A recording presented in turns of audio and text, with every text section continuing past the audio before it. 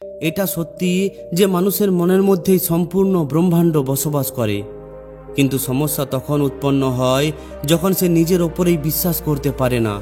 এই জন্য জীবনে তারা কখনো সফলও হতে পারে না। এই দুনিয়ায় অনেক মানুষ নিজের শক্তিকে ভুলে যায়। তারা এটা বুঝতেই পারে না যে সে অসীম সম্ভাবনাকে সঙ্গে নিয়ে জন্ম নিয়েছে, আর ধীরে ধীরে সে নিজের উপর বিশ্বাস করার বদলে অন্যের উপর বিশ্বাস করতে শুরু করে, আর এরপরেই সে ধোঁকা পেতে শুরু করে। বন্ধুরা, আজকের যে কাহিনীটি শোনাতে চলেছি, এতে এটা বুঝতে পারবেন যে একটি মানুষ নিজের জীবনের ওপর থেকে বিশ্বাস কিভাবে হারিয়ে ফেলে, কেন সে নিজের শক্তিকে ভুলে যায়, আর কোন পদ্ধতিতে সে নিজের ভুলে যাওয়া শক্তিকে আবার মনে করতে পারে আর নিজের জীবনে সফল হতে পারে। তো আসুন কাহিনীটি শুরু করা যাক। একদিন এক সম্রাট খুবই চিন্তিত অবস্থায় নিজের মহলে চক্কর দিয়েই চলেছিলেন। কখনো তিনি নিজের রাজগদিতে বসতেন, কখনো তিনি নিজের দাড়ি চুলকাতেন, আবার কখনো তিনি এদিকে ওদিকে ঘোরাফেরা করতেন। সম্রাটকে এতটা চিন্তিত দেখে তার স্ত্রী তার কাছে পৌঁছায় এবং তিনি তাকে জিজ্ঞাসা করেন যে, হে মহারাজ, আপনাকে খুবই চিন্তিত দেখাচ্ছে। আপনার এমন কি চিন্তা যে আপনি রাত্রে ঘুমাতে পর্যন্ত পারছেন না? কয়েকদিন ধরেই আমি আপনাকে দেখছি, হয়তো আপনি কোনো বড় কিছু সমস্যায় পড়েছেন। কিন্তু ওই সমস্যা এমন কি হতে পারে? আমাদের সাম্রাজ্য তো খুবই ভালোই চলছে, কোনো রকমের কোনো চিন্তা নেই। তাহলে আপনার নিদ্রা কোন চিন্তার জন্য উড়ে গেছে? যদি আপনি আমাকে বলার চেষ্টা করেন, তাহলে হয়তো আমি কোনো উপায় বলতে পারবো, যাতে করে আপনার ওই সমস্যার সমাধান হতে পারে। তখন সম্রাট খুবই দুঃখী মনে বলেন, হে মহারানী, আমি তোমাকে কি আর বলবো? আমার সমস্যা এমন যার সমাধান কেউই বলতে পারবে না। তিনি বলেন যে, তুমি তো জানো যে আমাদের একটাই মাত্র সন্তান, আর ওই পুত্রের ভবিষ্যতের চিন্তায় আমি খুবই চিন্তিত। তার মধ্যে এতটা সামর্থ্য নেই, সে খুবই সহজ সরল। তাই আমার এটা চিন্তা হচ্ছে যে আমি যাওয়ার পর এই সাম্রাজ্য সে কিভাবে চালনা করবে। এমন যেন না হয়ে পড়ে যে আমার মরার পর কোনো মন্ত্রী তার সঙ্গে ধোঁকাবাজি করে এই সম্পূর্ণ রাজ্য নিজেই আত্মসাৎ করে ফেলে। আমি কি করব কি না করব নিজেই বুঝে উঠতে পারছি না। ওই সম্রাটের পুত্র ছোটবেলায় শারীরিকভাবে খুবই দুর্বল ছিল। দূর দূরান্ত থেকে বৈদ্যদের তার চিকিৎসার জন্য ডাকা হতো, আর এই জন্য সম্রাটের মনে তার পুত্রের প্রতি একটি আশঙ্কার জন্ম নেয় যে আমার পুত্র তো খুবই দুর্বল। আর যে আশঙ্কা একবার মনের মধ্যে তৈরি হয়ে যায়, সেটা খুবই কষ্টে মন থেকে দূর হয়। এই জন্য জীবনে কখনোই কারোর প্রতি আশঙ্কা তৈরি করা উচিত নয়। এই জীবন প্রতিনিয়ত বদলাতেই থাকে। যে ফুল কাল ফুটে উঠেছিল সেটা আজ শুকিয়ে গেছে। এই জন্য জীবন কখনোই থেমে থাকে না। আমাদের এই জীবন জলের মতো প্রবাহিত হয়েই চলে। যখন সম্রাটের ছেলে এটা অনুভব করে যে তার বাবা তাকে দুর্বল ভাবে, অন্যের থেকে কম ভাবে, তখন এরপর তার ছেলে শারীরিক পরিশ্রম করা শুরু করে দেয়। এরপর কয়েক বছরের মধ্যেই সে শারীরিকভাবে খুবই মজবুত হয়ে ওঠে। কিন্তু তার বাবার মনের মধ্যে ফুটে ওঠা আশঙ্কা এখনও ঠিক ওই রকমই ছিল। তিনি এখনও তার ছেলেকে দুর্বল এবং অন্যের থেকে কমই ভাবতেন। অনেক সময় এমনটা হয়ে থাকে যে অনেকের মা বাবা তার ছেলেকে অন্যদের থেকে দুর্বল ভাবে। এই জন্য তারা বারবার তাদের অন্যের উদাহরণ দেয়, যাতে করে তার ছেলের মধ্যে ওই মানুষের প্রতি ঈর্ষার জন্ম নিতে শুরু করে। সম্রাটের ছেলে যতই চেষ্টা করত নিজেকে অন্যের থেকে বড় করে দেখানোর, তার বাবা তাকে ততই দুর্বল ভাবত। এখন সম্রাট তার ছেলের সমস্ত কাজের মধ্যে কোনো না কোনো ভুল ধরতে শুরু করে দেয়। এরপর তিনি তার ছেলের ওই ভুল শুধরে তাকে বোঝাতেন যে, পুত্র, আমি তোমার ভালোর জন্যই এই সব কিছু করছি। তুমি ভালোভাবে আমার থেকে সমস্ত কাজ শিখে নাও, যাতে করে তুমি আগামী দিনে আর ভুল না করো। ধীরে ধীরে সম্রাটের ছেলের এমনটা মনে হয় যে আমার বাবা আমাকে ছোট করতে চায়, আর এই চিন্তা ভাবনার কারণে তার ঈর্ষা নিজের পিতার প্রতি আরও বেশি বেড়ে যায়। সে নিজের পিতার সামনে নিজের বিচারও রাখতে পারত না, কারণ যেভাবে ছোটবেলা থেকে তার মনের দমন হয়েছে, এর কারণে সে কখনোই নিজের পিতার সামনে মন খুলে কথা বলতে পারত না। যদি এই সম্রাটের ছেলে নিজের পিতার সঙ্গে মন খুলে কথা বলে ফেলত, তাহলে হয়তো এই ঘটনা ঘটত না, যেটা একটি সাম্রাজ্যের ইতিহাসের পাতায় সারা জীবনের জন্য লেখা হয়ে যায়।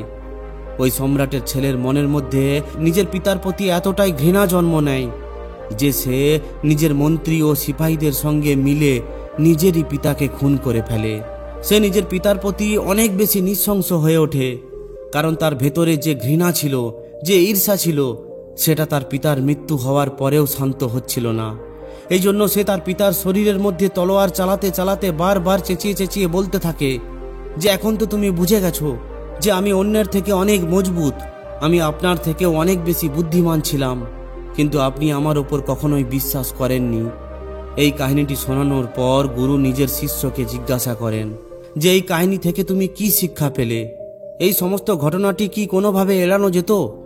সন্ধ্যার সময় হয়ে এসেছিল, আকাশে সূর্য অস্ত যাচ্ছিল, পাখিরা নিজেদের বাসায় ফিরে আসছিল। গুরু প্রতিদিন নিজের শিষ্যদের একটি কাহিনী শোনাতেন আর ওই কাহিনীর মাধ্যমেই তাদের শিক্ষা দিতেন। সম্রাটের এই কাহিনীটি শোনার পর একজন শিষ্য উঠে দাঁড়িয়ে বলে, হে গুরুদেব, সমস্ত পিতা তার পুত্রকে ভালো তো বাসেই, এই জন্য নিজের পুত্রকে আরও বেশি শক্তিশালী করে তোলার জন্য তিনি তার মধ্যে থাকা দুর্বলতাগুলিকে তুলে ধরেন, তাকে শিক্ষা দেন, নিজের জীবনের অভিজ্ঞতা তার সামনে তুলে ধরেন। তাহলে এতে তার ছেলের এত বেশি রেগে ওঠার বা ঈর্ষা করার কি দরকার ছিল? তখন অন্য আরেক শিষ্য উঠে দাঁড়িয়ে বলে, গুরুদেব, জ্ঞান এবং শিক্ষা সঠিক সময় ও সঠিক জায়গায় দেখে দেওয়া উচিত, তবে সেটার সঠিক ব্যবহার হয়। অন্যের সামনে নিজের ছেলের অপমান করা, অন্যের সামনে নিজের ছেলেকে ছোট করা, অন্যের থেকে কম ভাবা, অন্যের সামনে এই চর্চা করা যে আমার ছেলে তো খুবই দুর্বল, এতে ওই পুত্রের মধ্যে ঈর্ষার ভাবনা জন্ম নেওয়া স্বাভাবিক ছিল। হয়তো ওই সম্রাট অন্যের সামনে নিজের ছেলেকে কিছু বলেছিলেন, হয়তো তার অপমান করেছিলেন, তাকে ছোট করেছিলেন, আর এই কারণেই তার পুত্রের মনের মধ্যে তার প্রতি কাঁটা বিঁধে গিয়েছিল। এটা শুনে অপর এক শিষ্য উত্তর দেয়, সে বলে, গুরুদেব, সবসময় কোনো মানুষের দুর্বলতা তুলে ধরার জায়গায় কখনো কখনো তার প্রশংসাও করা উচিত, যাতে করে তার যেন এটা মনে না হয় যে আমার শুধুমাত্র খারাপ দিকগুলোকেই বলা হচ্ছে। এর বদলে তার যেন এটা মনে হয় যে আমার ভালো কাজগুলিরও প্রশংসা করা হচ্ছে, যাতে করে ওই মানুষটির মনের মধ্যে একটি প্রেমের ভাব উৎপন্ন হয়। তবেই তো সে এটা বুঝতে পারবে যে আমার যে সমস্ত দুর্বলতা তুলে ধরা হচ্ছে সেগুলো আমাকে অন্যের সামনে ছোট করার জন্য নয়, এর বদলে আমাকে আরও বেশি শক্তিশালী ও মজবুত করে তোলার জন্য করা হচ্ছে। সবার সমস্ত বিচার জানার পর গুরু বলা শুরু করেন। গুরু বলেন যে এই দুনিয়ায় প্রত্যেকটি মানুষ অসীম সম্ভাবনার সঙ্গে জন্ম নেয়, কিন্তু আমাদের সমাজ সবসময় একটি মানুষের মধ্যে থাকা সম্ভাবনাকে দেখার বদলে তার দুর্বলতাকে দেখে, আর বারবার তার দুর্বলতা তার সামনে তুলে ধরার পর ওই মানুষটির মধ্যে নিজের ওপরে থাকা বিশ্বাস উঠে যেতে শুরু করে। যতক্ষণ না ওই মানুষটি নিজেই এটা বুঝতে পারছে যে সে ভুল করছে, তার মধ্যে কোনো দুর্বলতা আছে, ততক্ষণ আপনি তাকে যতই বোঝান না কেন সে কিছুতেই বুঝতে পারবে না। ধরে নিন কোনো ব্যক্তি কোনো গাছের মধ্যে জল দিচ্ছে, আর আপনি এটা জানেন যে ওই ব্যক্তি গাছটির মধ্যে ভালোভাবে জল দিচ্ছে না, আর আপনি দাঁড়িয়ে দাঁড়িয়ে এটা দেখছেন। তাহলে সবথেকে প্রথম কথা হলো, আপনি যদি তাকে এটা বলেন যে তুমি গাছের মধ্যে ভালোভাবে জল দিচ্ছ না, তাহলে সে কিছুতেই বুঝতে পারবে না। কিন্তু যদি আপনি নিজেই জল দিয়ে তাকে দেখিয়ে দেন, তাহলে তার সেটা বোঝার সম্ভাবনা অনেকটা বেড়ে যায়। তখন সে এটা বুঝতে পারবে যে সে ভুল করছে। কিন্তু এই সমাজ শুধুমাত্র এটা বলে দেয় যে তুমি ভুল করছো, কিন্তু তাকে এটা দেখিয়ে দেয় না যে এই ভুলটিকে এইভাবে ঠিক করা যায়। এর সঙ্গে সঙ্গে আরও একটি কথা জানা দরকার যে একজন পিতার নিজের একটা অভিমান থাকে, তার এটা মনে হয় যে সে বয়সে তার থেকে অনেক বড়, এই জন্য জীবনের প্রতি তার যতটা অভিজ্ঞতা সেটা তার ছেলের মধ্যে নেই, আর এই জন্য তিনি সব সময় নিজেকে সঠিক ভাবেন, তাতে তিনি যতই ভুল করুক না কেন। আর এর বিপরীত কম বয়সী যে তার ছেলের সমস্ত কথা তার মধ্যে কোনো না কোনো ভুল বলে মনে হয়, কিন্তু অভিজ্ঞতা বয়স বাড়লেই আসে না, এটা তো সঠিক চিন্তা ভাবনা এবং সঠিক কর্ম করার পরেই আসে। কোনো কম বয়সী মানুষও অনেক বেশি অভিজ্ঞতা সম্পন্ন হতে পারে যদি সে সচেতন থাকে, কিন্তু কিছু মানুষ নিজের সম্পূর্ণ জীবন কাটিয়ে দেয়, কিন্তু এর পরেও তার জীবনে এমন কোনো অভিজ্ঞতা তৈরি হয় না যার ওপর সে নিজেকে প্রমাণ করতে পারে, কারণ তার সম্পূর্ণ জীবন একটি সুপ্ত অবস্থার মধ্যেই কেটে যায়। তবেই তো কিছু মানুষ এমনও আছেন যারা একই ভুল বারবার করে চলেন। তাহলে আপনি কি এমন মানুষকে অভিজ্ঞতা সম্পন্ন বলতে পারেন যিনি একই ভুল বারবার করে চলেছেন? আর এর সঙ্গে সঙ্গে আরও একটি ব্যাপার বুঝে নেওয়া উচিত যে কোনো ব্যক্তির কাজের মধ্যে দুর্বলতা সেই বের করতে পারেন যিনি ওই কর্মক্ষেত্রে অনেক বেশি অভিজ্ঞতা সম্পন্ন ব্যক্তি। যিনি ওই কাজটিকে আরও ভালোভাবে জানেন, যিনি ওই কাজটিকে ভালোভাবে জানেনই না আর ব্যর্থ ওই কাজের ব্যাপারে নিজের উপদেশ দিচ্ছেন, তাহলে ওই উপদেশ কোনো কাজের নয়, সেটা শুধুমাত্র তার অহংকারের একটা প্রমাণ। যদি শরীরের মধ্যে কোনো রোগ থাকে, তাহলে তার চিকিৎসা ওই রোগের চিকিৎসকই বলতে পারেন। যদি কোনো ব্যক্তি কোনো চিকিৎসক না হয়েই কোনো রোগকে ঠিক করার উপদেশ দেন, তাহলে উল্টে তিনি তার ক্ষতিই করবেন। যদি ওই সম্রাট নিজের পুত্রের জায়গায় নিজেকে একবার রেখে দেখতেন, তাহলে তিনি এটা বুঝতে পারতেন যে তার পুত্রের মধ্যে কতটা দুঃখ রয়েছে, কতটা ক্রোধ রয়েছে, আর ওই ক্রোধ কী কারণে তিনি এটাও বুঝতে পারতেন। কিন্তু তিনি তো একজন সম্রাট ছিলেন, তার একটা অহংকার ছিল।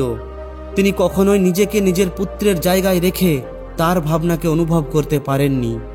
আমি এটা বলছি না যে তার পুত্র যেটা করেছে সেটা ঠিক করেছে, কিন্তু তার পিতাও সম্পূর্ণভাবে সঠিক ছিলেন না।